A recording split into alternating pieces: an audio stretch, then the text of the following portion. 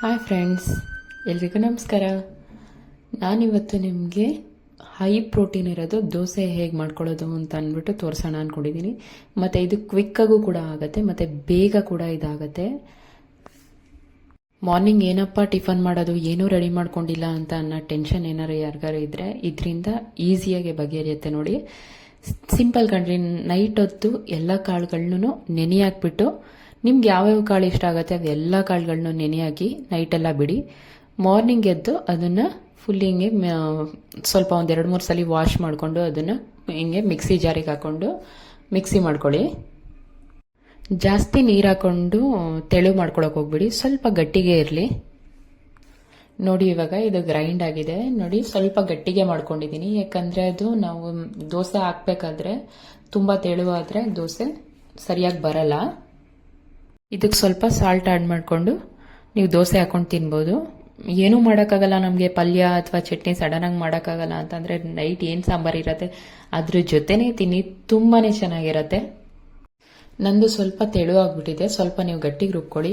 ಈಗೇನು ತೆಳು ಆದರೆ ನೀವು ಬೇಜಾರು ಮಾಡ್ಕೊಳ್ಳೋದು ಅವಶ್ಯಕತೆ ಇಲ್ಲ. 2 ಸ್ಪೂನು ಚಿರೋಟಿ ರವೆನ ಅದಕ್ಕೆ ಮಿಕ್ಸ್ ಮಾಡ್ಕೊಳ್ಳಿ.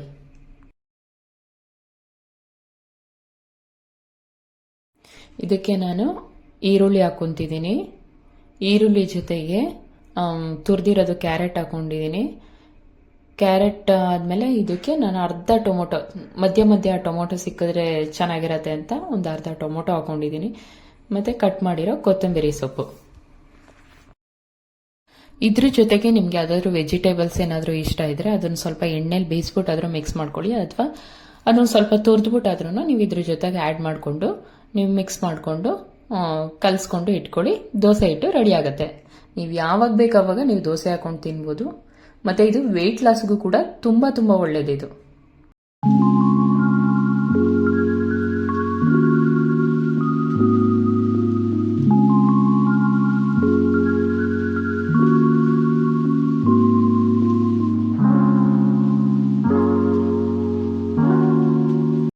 ನಾನು ಇದ್ರ ಜೊತೆಗೆ ಆಲೂಗೆಡ್ಡೆ ಪಲ್ಯ ಮಾಡಿದ್ದೆ. ಆಲೂಗೆಡ್ಡೆ ಪಲ್ಯಕ್ಕೆ ನೀವು ಮೊಸರು ಕಾಂಬಿನೇಷನ್ ಮಾಡ್ಕೊತೀನಿ, ತುಂಬಾ ಚೆನ್ನಾಗಿರತ್ತೆ.